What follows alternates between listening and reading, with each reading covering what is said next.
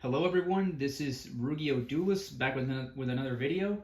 It's been just I believe a little just like a week. I'm back here with the other deck, the EGTHI I believe type of deck slash Tearlaments Horus, Ishizu with the God cards. More specifically in this one, Obelisk the Tormentor.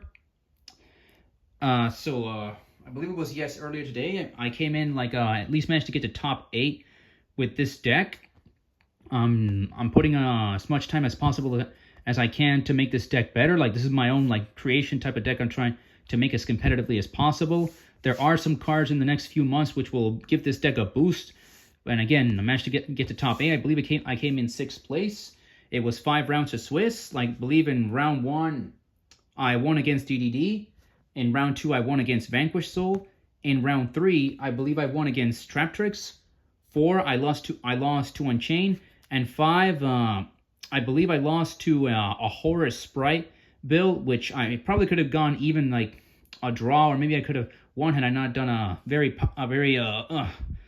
bad misplay in game 1. But it is what it is. Like we're still going, we're still learning. So let's get onto the deck profile. This is my second official deck profile regarding the EGTHI deck. I like to call it the EGTHI.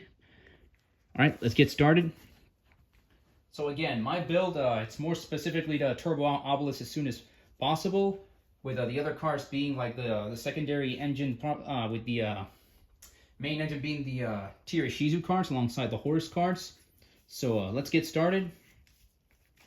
So, of course, we are playing the one and only. It's a 41-card deck, Obelisk the Tormentor. I believe in my last build, I was main decking 2 God cards and like side decking the third one. But for consistency purposes, we're just playing 1 God card in this build. Main deck the one Obelisk the Tormentor. Again, 41 cards in the deck. So that's our main Egyptian God card of the deck. Then moving on to the rest of the cards. Give me a second. My apologies.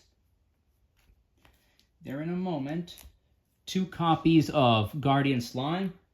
So if you saw the cards in the beginning of the deck profile a few like 2 minutes ago.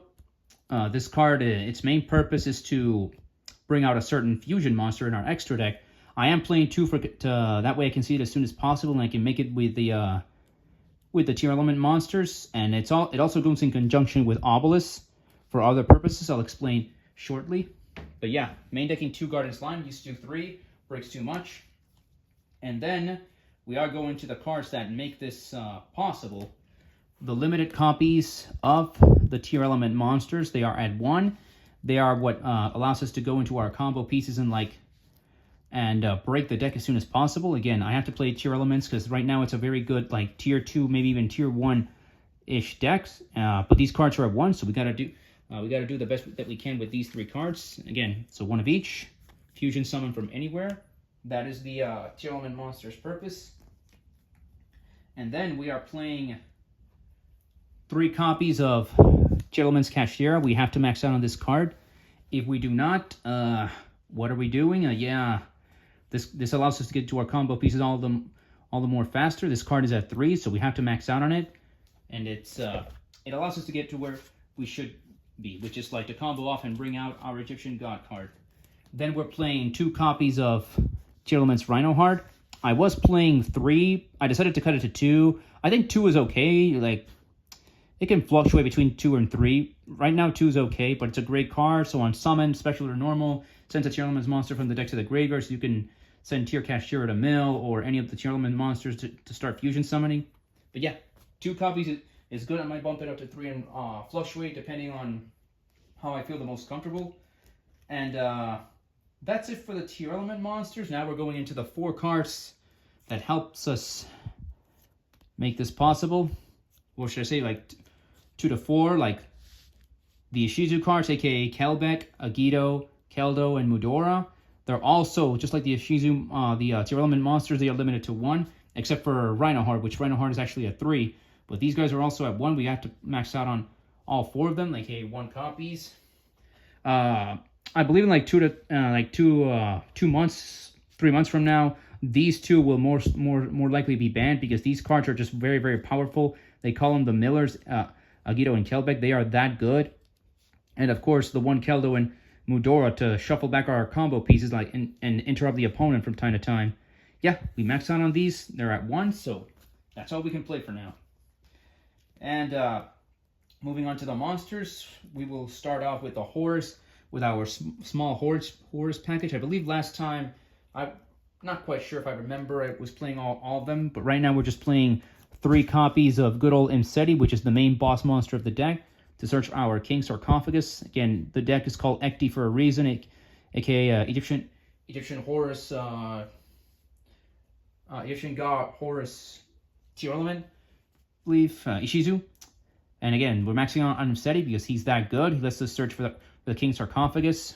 So, yeah, there's our Imseti and 1 copy of Happy, which is probably the second best Horus monster. Yes, these cards will get a power boost in the next core set, or in about February, in like 2.5 months from now, which we will get a field spell that actually allows us to search this out and the King Sarcophagus. But right now, we got to play it as a small package. We'll also be able to play the deck, the Horus engine more pure, aka we can play the other monsters as well as the boss monster that's coming out in the next core set. But yeah, 3 Imseti and 1 Happy. We're almost done with the monsters, still in the main deck. We play a 41 card deck, 1 King of the Swamp and 1 Destrudo. For those of you who play Tearlaments or know about Tearlaments, well, these cards are basically meant to bring out a certain fusion monster and a certain synchro monster, and I play them at 1. I really didn't know how to use this card really well in the tournament. I have to be honest about that. But had I known that I could do certain things with this card, I would have definitely done them. I definitely have a better idea, but I'll try again playing it in a couple of days at another local to see how it goes. And the 1 King of the Swamp, a lot of people are cutting this card, but I'm playing it for a specific reason. I think I need it more so in this deck. But yeah, 1 of each.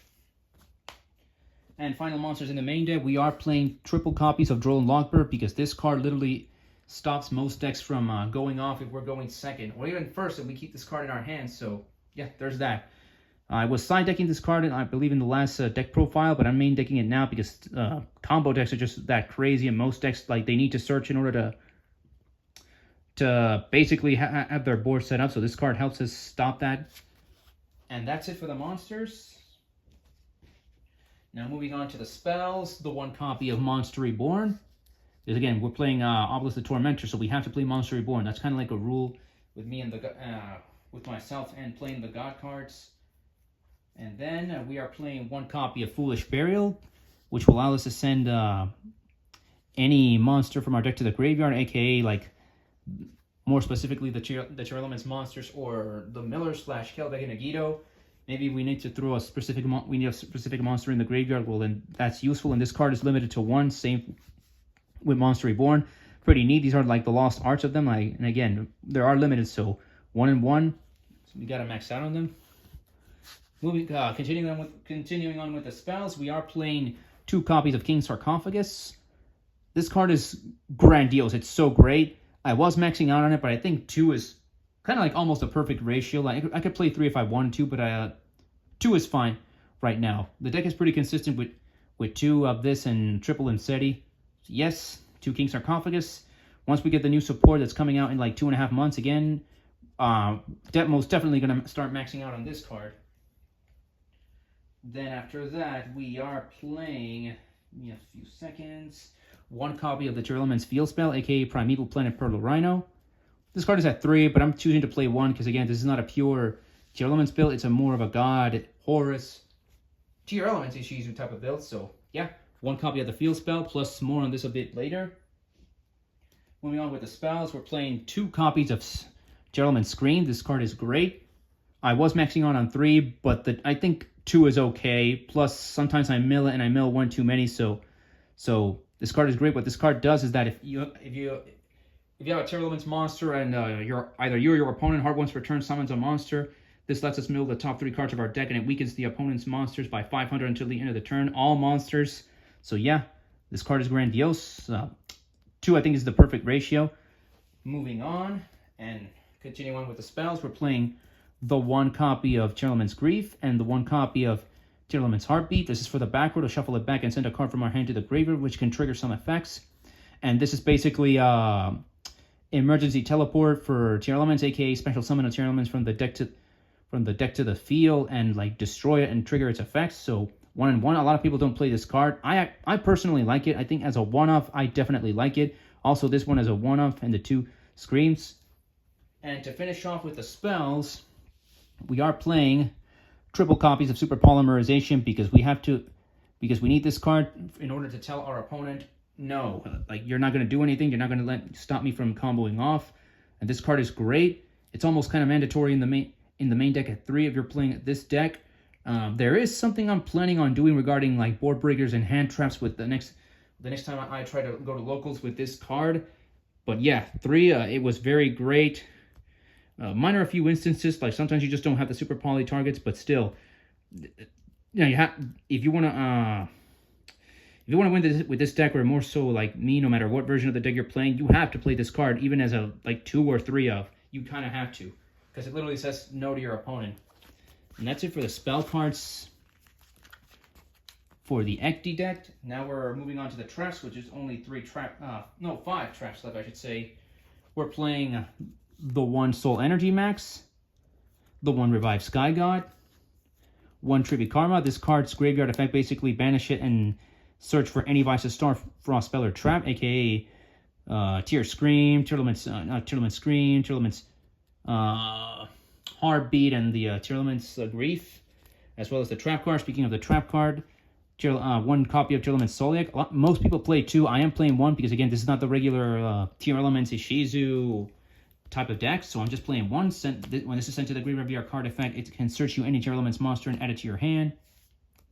And the final card is Rise to Full Height, and that is the main deck. That's 41 cards. This card is great to skip your opponent's battle phase in some way, but it wasn't working very good. I think in game 1, this card is not that great. Maybe as a side decking option, it's good, but I think I'm probably going to side deck it or cut it out altogether because, again, if you don't, you got to stop your opponent from playing, and this card just basically just stalls for a bit, but that's just not enough. And you know, this trap card basically searches for Obelisk and let you know summon it during the opponent's turn. This is great. This is mandatory for the deck. And 1 copy of the Revived Sky God. Now, as you know, I'm not playing Slifer, but this card, its main purpose is to search for Monster Reborn. Because this card, you banish it from your graveyard as cost, and you can put Monster Reborn from your deck or graveyard to the top of your deck. And if you have Obelisk the Tormentor in your graveyard, it won't always happen, but if you do, interestingly enough, it did happen a lot in the tournament. You can basically draw that Monster Reborn, so it's basically a searcher for Monster Reborn if you have Obelisk in the graveyard. But most of the time, you should be having it. And again, Monster Reborn, you can resurrect any monster that you want, so yeah. And that is the main deck. Hope this explanation was thorough to you all, and I explained myself the best way I could. We're almost on the 15-minute mark in this video, so let's go into the extra deck. For the extra deck, we're playing 2 copies of the Egyptian God Slime, and that's how you bring out this card. I'm playing 2. 2 is definitely the best. I would not play less than 2. 2 or 3. I think 3 is a little bit too much, but I think 2 is definitely the best ratio. Again, use the Tearlaments monsters and the Guardian Slime to bring this out, or if you have Guardian Slime on the field, you can bring this out and special summon it in defense mode. So something is something. But yeah, 2 is the perfect ratio. Moving on from that, we are playing the one-offs fusion targets. Mud Dragon of the Swamp. You have to play this card. Like, it's way too good. It's mandatory. Garura, same thing. Dragostapela, because there's like generic fusion targets. We are playing Grapha, the fusion from the Dark World Structure deck. This card helped me a lot in the tournament. It's very, very good. So good. It's almost generic if you have King of the Swamp. That's why we play King of the Swamp to bring this out, because I was thinking World Kalos, but this is better. This is better because it can negate like almost anything. And the 1 copy of Kaleido Heart to shuffle back to basically disrupt plays, and it's a big beater. It's also like if it's destroyed, like our opponent is actually helping us out more so than not. Then those are all the fusions. Going into the XCs, number 60 Dugaris, which this card basically summon 2. If you have 2 level 4 monsters, you go into him and like you do one of 3 things. It has 3 different effects, but its main purpose is like you detach 2 and draw 2 and discard 1 to pop up your effects, and again, just have more resources. That's its main purpose. And then we're playing the Zombie Vampire because we're playing the Horus card, so we have to bring this guy out and basically mill as much as possible. Detach 1 and mill top 4 and special summon a monster. Mill yourself top 4 and your opponent. And 1 copy of Dingirsu if we're going second to try to break boards. This is this one time this card did not come in the tournament. I couldn't summon it not once. But yeah, those are like 10 of the extra deck cards. Here, come here. And the other 5 cards in the extra deck, well, the 1 copy of Barone. I could not summon Barone in this tournament due to the fact that I did not know how to use the Destrudo properly. But next time, I definitely have a better idea on how to bring this card out much faster. Then we're playing 1 Barricade Borg Blocker. This was useful. This actually managed to help me win a game.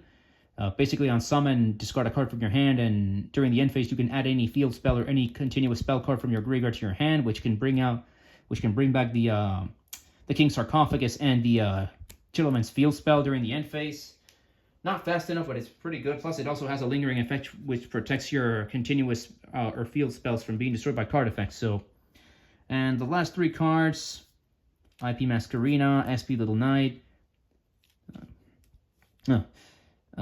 Not completely mandatory, but it's very useful. Plus, this card makes this better, and you guys know that this card is basically the best, like, generic extra deck card in the game right now, most likely. And 1 Magnite Crusadia Avermax. This card was pretty useful in one of my rounds, and I managed to lock one of my games. So, but yeah, that's it for the extra deck.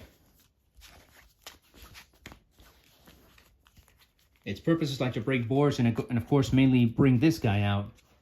And the side deck, some stuff has changed, but not too much since last time. 2 copies of Raw Sphere Mode. It did come in handy. I was playing 1 to 3.